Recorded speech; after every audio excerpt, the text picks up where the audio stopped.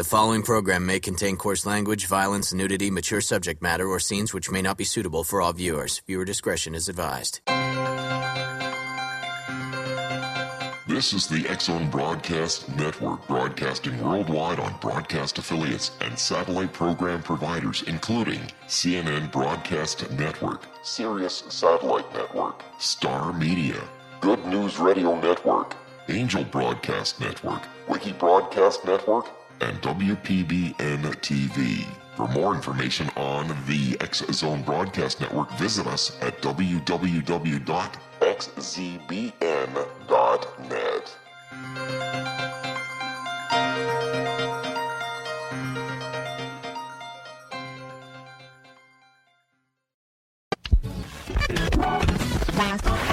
All Hit Radio.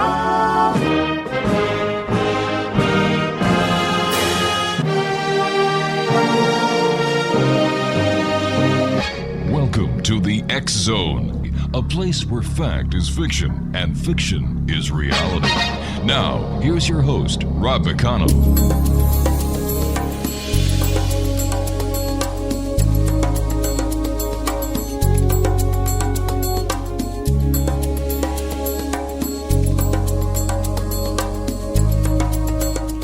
And welcome back, everyone. This is the X-Zone. I am Rob McConnell. We're coming to you from our broadcast center in Hamilton, Ontario, Canada. Worldwide toll-free 800-610-7035. Our email address is xzone@xzoneradiotv.com. On all social media sites, X-Zone Radio TV, and our web address, www.xzoneradiotv.com. X-Zone Nation, my guest this hour is a good friend of the X-Zone, Allan Danelek. He is an author, and one of the books that his most recently published book is called Friend of God, The Passion of Judas Iscariot, a novel. And, this is one of the better books that I've been able to read over the last couple of weeks. Jeff was kind enough to send me an autographed copy, which goes into the X-Zone library, of which we have over 3,000 books that we have collected over the years doing the X-Zone. And Jeff, first of all, congratulations! I love your book, Friend of God.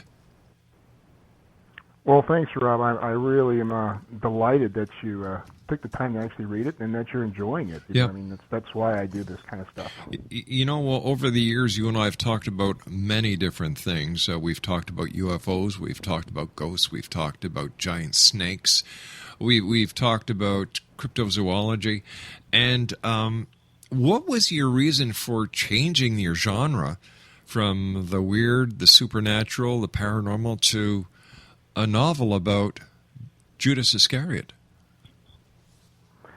Well, I know if you know about my past, but I spent 20 years as a fundamentalist Christian before I got into writing and stuff. So that's always, religion's always been kind of an interest of mine, just because of my own personal experiences. Yeah.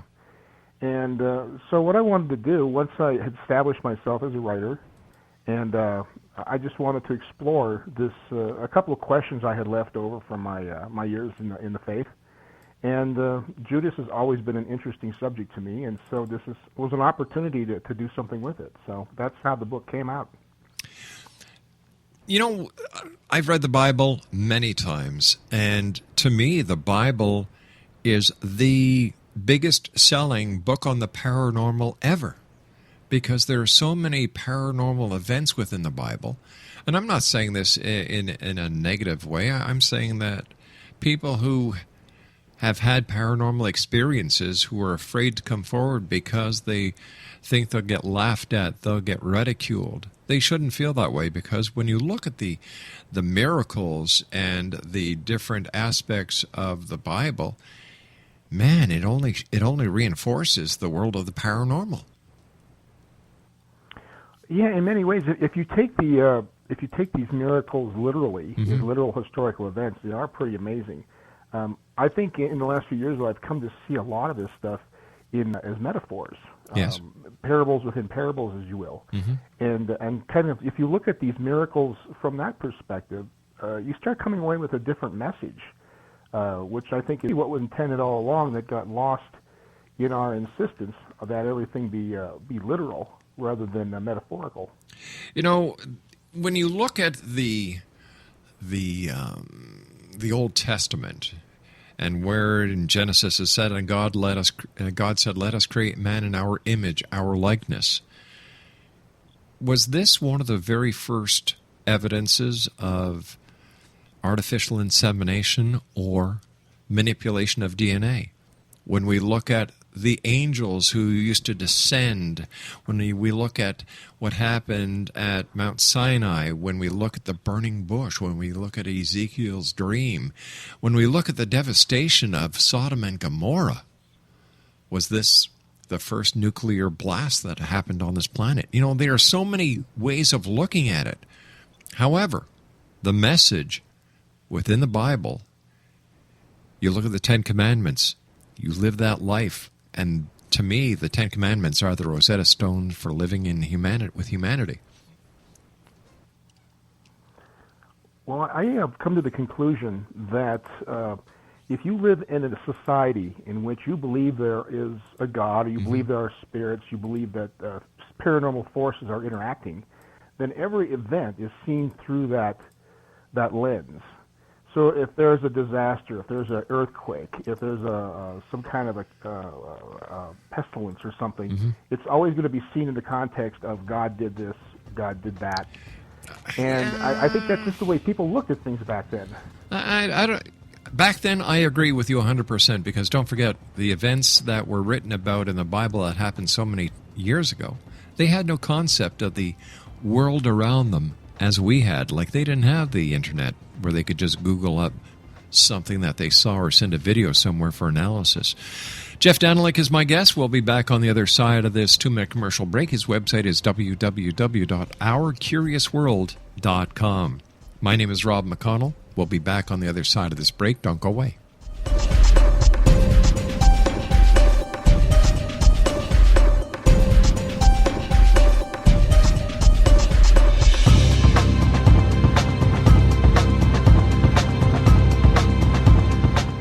The following program may contain coarse language, violence, nudity, mature subject matter, or scenes which may not be suitable for all viewers. Viewer discretion is advised. This is the X-Zone Broadcast Network, broadcasting worldwide on broadcast affiliates and satellite program providers, including CNN Broadcast Network, Sirius Satellite Network, Star Media, Good News Radio Network, Angel Broadcast Network, Wiki Broadcast Network, and WPBN TV. For more information on the X-Zone Broadcast Network, visit us at www.xzbn.net.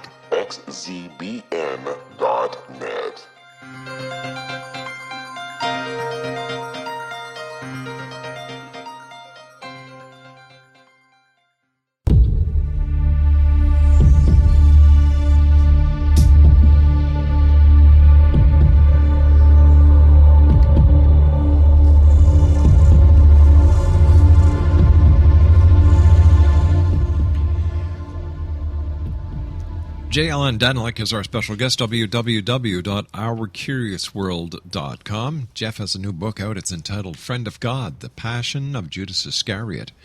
And it's a great book. I've had the pleasure of reading it. It's published by Fifth Estate. And once again, his website is www.ourcuriousworld.com.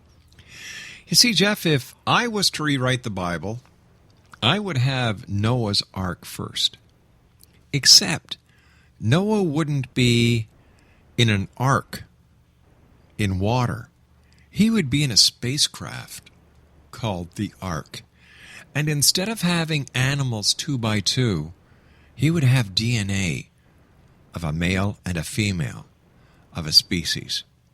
And his ark lands here on this planet because it has all the right geology, it has the right chemistry, it has the right, it's the perfect biosphere for the creation of this new life that this scientist by the name of Noah has been responsible to recreate in his image, in their likeness, because the life forms on this planet originate from somewhere else.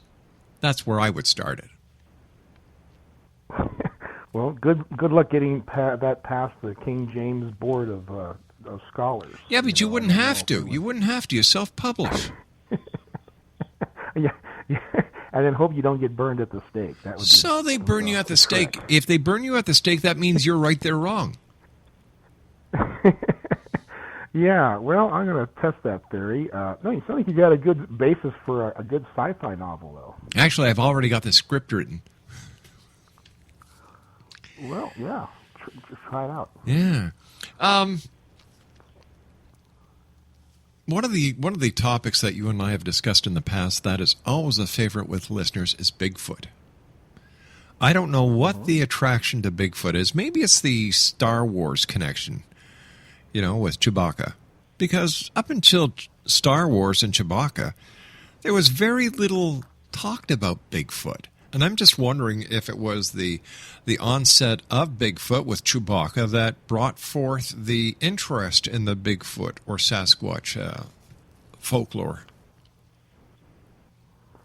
Well, of course, the Patterson film came out 10 years before Star Wars. So Chewbacca was probably loosely based off of the Bigfoot concept. In fact, I think Chewbacca looks a lot like the creature in the Patterson footage. I bet you that's probably where Lucas got his inspiration from. But you're right. I mean, it wasn't a lot of talk about it really before, much more recently. And I don't know if it's Star Wars, but I think it's just because so many more people have gotten involved in it. It's become on TV a lot more. Mm-hmm. And I think it's just the media, the explosion of the media that's allowed it to become more popular. Why do you think there's still such an interest in Bigfoot? Like, nobody's seen one. No, well, I shouldn't say that. No one has been able to prove that they've seen one. And the Patterson film, I don't buy it. Well, I think with the draw on it is just that it's a mystery. That could be something out there, and humans just love mysteries, and that's why we will spend all this time looking for sea serpents or looking for Bigfoot or these different creatures, because it's just the mystique that there is still things out there that we don't know about, and the idea of finding something and proving it is just hugely attractive to certain people, and I think that's what propels a lot of it. Oh, you mean like an honest politician? Exactly. Gotcha. Yeah, if you have to find one on Bigfoot, that was so for an honest politician instead of fisherman. Yeah. What's your take of the Patterson film?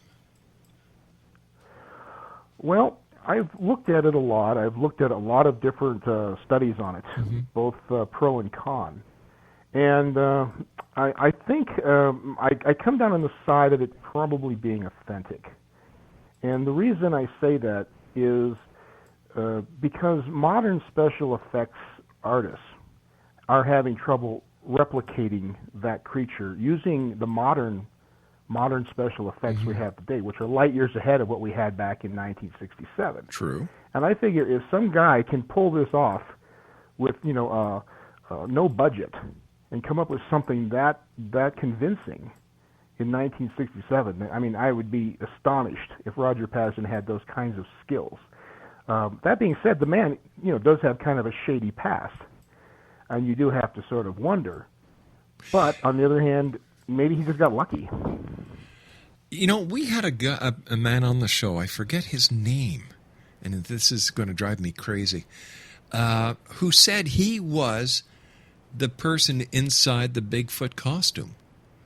And he was a personal friend of Patterson's. We were able to verify that.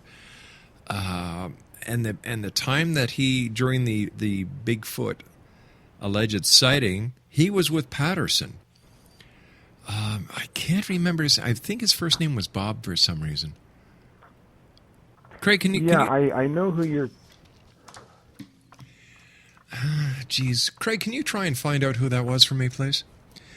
So if we've got some guy who's saying, hey, listen, I know I was in that Bigfoot costume, there are people who don't believe him. And is this because if they believe him, the myth dies? Well, if you can demonstrate that any one piece of evidence is is fake, that doesn't mean the